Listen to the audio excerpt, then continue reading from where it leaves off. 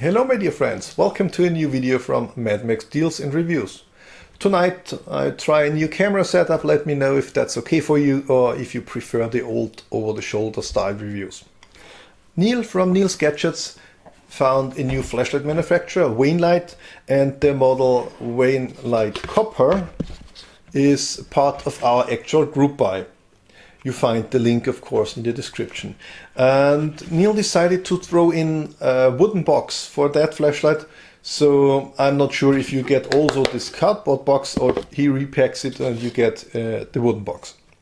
So we find from the accessories a lanyard with this adapter on it. That's a magnetic, a non-magnetic. I have to change that in the description. A non-magnetic charging adapter, which clamps on the switch, plug in your USB cable and you're good to charge. Show that later to you. There's of course a USB cable, a micro USB standard, and the flashlight. That's a full copper body, raw copper. It's not coated, comes not polished. It's very well done. I just had to clean it a little bit with some clothing, and then I used my Silver Duraglit, that's my favorite polish wedding. Gave it a buff on the head for a minute or two, and I add some photos so you see what a freshly cleaned looks like in comparison to the body as it is delivered. I found no machining issues. There is the threads are rectangular cut, they are running smooth, it's very nicely done. I like this block knurling. It's good in the hand due to its size, of course. Here on the switch we have some kind of, I think it's a bat symbol.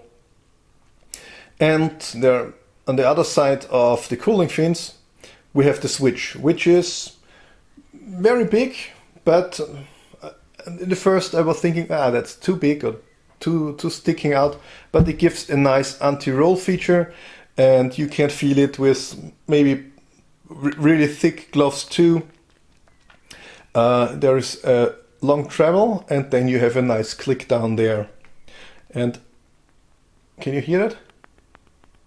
It's not metallic clicking, it's a soft click. It feels nice for me. In the tail cap we have 6 slots for tritium tubes. Neil has a link on his page so you can add the tritiums directly in the same order. And there is the holes for the lanyard. And you can unscrew the tail cap. So we see there is a single spring design, and since the driver is just a 3 amp driver, that's no problem with single springs. Let's unscrew the tube. The threads are the same on both sides, so you can switch it easy in both directions. Driver looks like maybe a 17mm driver with a hold in place by a retaining ring. The LED is a Cree Xp-L HI LED, clear glass, no coating on it. So let's look at the cell. That's a whip cell 21700 in comparison the Samsung 30Qs. So it's longer and it's thicker, and therefore there comes out more juice if it's needed, but we do not need hydro cells for that.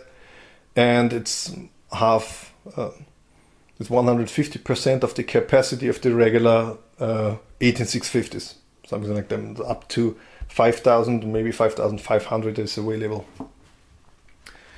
So let's put that in. From the size, I think many of you have something like a Convoy S2. That's the 18650 variant, the 1-inch tubular light. Many of you will have something like that. And it's a 21700 in a tube factor. It's nearly the same length, so the side switch cuts some lengths in the tail cap, which is quite nice. Put that away. So let's look for the user interface. User interface is really simple. click and hold so it switches on. Short click toggles from high to medium to low, high, medium, low, and so on. Fast double click gives us a strobe, single click goes back to high. Click and hold for off. That's it. Nice, simple, so anyone can learn that without studying long pages of user manuals.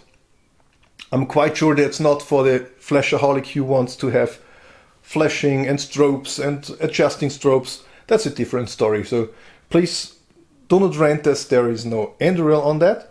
Maybe one of you will make an Anduril driver in it. It would be nice to see that. But that's a nice host, very nice looking, simple user interface. It does work and that's good. Charging maybe as next. Or maybe the beam quality I can show you. You see, it's a very nice spot from the HI LED, and we see that more on the outside. I think it's well spaced for the steps. Oh, what we didn't show you, there is a blue light under the button when it's on. So I didn't get the user manual now. I'm quite sure that will go to red when the voltage is low on the cell. So as an additional information feature. Charging, just use any USB outlet you have. Any USB micro cable will do. Connect your cable, click it on the button, there's no magnetic, and then it already charges. Nice thing is we have here a red glow in the reflector indicating it's charging. Will turn to green glow when it's full. And also nice feature, there is a button in this cap so you can use it while charging. And reading my meter here, it adds some voltage to the voltage drawn to the cell. So it doesn't run completely without the cell off the battery, but it some kind of extends the battery life, I'm quite sure. And when it's done, just clip it off, and that's good.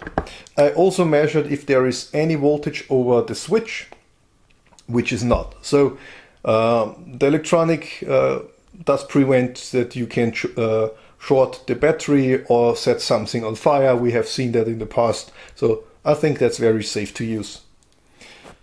Well, maybe Amtro can try it too. So new flashlights, many people are interested in such things. Put that away. Using my Unity clamp meter, setting to DC, give it a 0. So switching on in high, 2.9, 1.5 for medium, and 0.26 for low. That's it, 2.9, so it's rated for 3 amps, it's a linear driver, and usually they are 2.9 something when they use the 18, those 7135 chips in the driver. So, quite nice, I'm happy. I like the build quality and I like the look. It's straightforward, it's not too fancy, but with tritiums and so on, there is some nice details, and I really like it. Hopefully you like it outside in the fields, so where we're heading now in the garden and in the fields to see how that works. So, flashlights I take outside. WainLight Copper, then because you know it good, GT Mini with also Xp-L HI, also rated around 1200 lumens. Then I have the JVLO R20 from OLED, same LED but rated with only 900 lumens. Then also 1200 lumens, the Werbung E10 with the Osram LED, not de-domed. Then I found the PD35 Tech with 1000 lumens from Phoenix. Maybe some of you have that, so try to compare many different lights. Then, just because it's nice copper too, from AceBeam, the TK16 with Osrams, and because just I want to try it, Volumov sent me this 26650S, so just to see a little bit. So let's head outside. So welcome back to my regular spot. As usual, I start with the GT Mini in turbo, that's 1200 lumens. The tree is 110 meters away. The small road here is 140 meters. Up there is a barn at 400 meters, but I think the lights we have today will not get this. So if we don't even look here on the right side, the 800 meters to the school, so we maybe focus a little bit more here on that small road and on the hill here to see the beam shape and the light quality. So of course we start with the WainLight Copper, and it starts on high. Of course less of a throw than the GT Mini, but a quite nice beam shape. We see of course 140 meters the road, and I can notice the barn, it lightens up a little bit, but I don't think the camera can catch it. So I wouldn't say it is good for 400 meters. It's a little bit dusty today, but the light is very nice. Go back to medium. You can see the 110 meters, and even in low I can see where that tree is. It's no moonlight of course, but you can really use it for a night walk and see enough in front of you. And as you notice, the blue light is quite bright, and there is a glow in the dark O-ring as well. Didn't notice that indoor. The next light I brought is the OLED R20 JVelo. Whoops, I got hooked with my cable.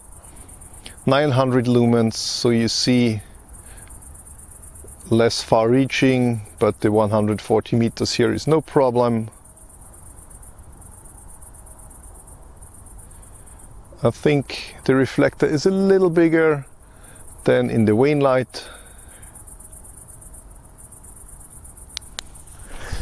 Next one, 1200 lumens from the Werbung 2.4, 1200 lumens from the Werbung E10. Very nice even beam here. I try to refocus a bit. Hopefully it works. Werbung E10. Next one is the P35 Tech from Phoenix with 1000 lumens. That's a dome on LED, so you see there's a wider beam, and behind this street at 140 meters it's quite dark.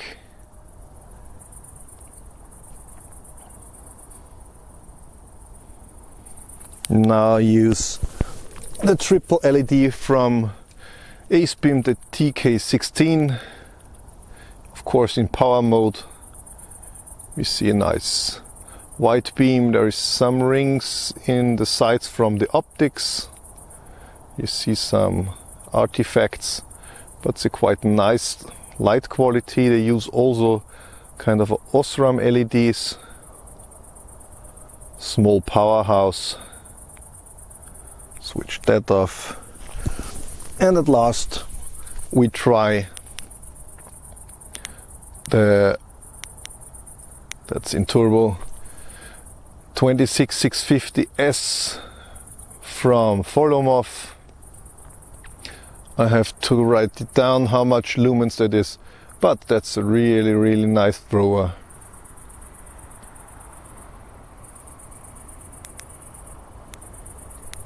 So That's the first part. Now we try and compare some lights to each other and a step away some kind of a meter. My cable is not very long. So in my right hand I have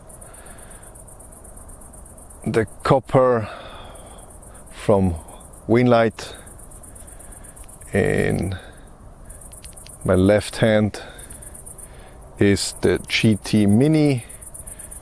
You see, of course, WainLight GT Mini. I cannot see the beams on my screen on my camera, but I try GT Mini, WainLight. So there is both is 1200 lumens, but it's different where the light is projected. And I think I forgot to tell you, this one is the more neutral white version. There's a cold white version too you can buy from Neil, but I think the beam shape will not differ. So switch them all off. The next will be WainLight again in my right hand, and from all this it's barely warm.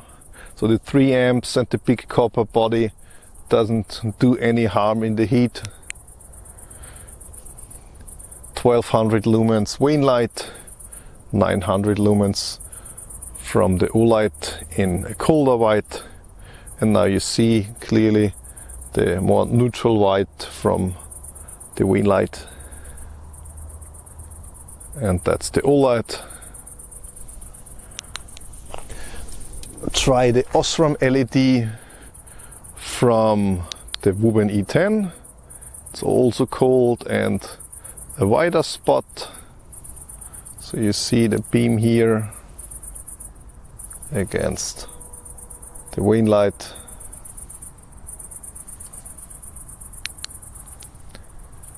So PD35 Tech, also dome on with 1000 lumens, and switching on the WainLight, which gives us a more defined spot. If I try here, I think the spot is in between as wide as the field is, and here you see the light is more on both sides. 1000 lumen, and that's rated for 1200. So with that, I hope you did like the video, found some good views. Thanks for watching. Bye bye.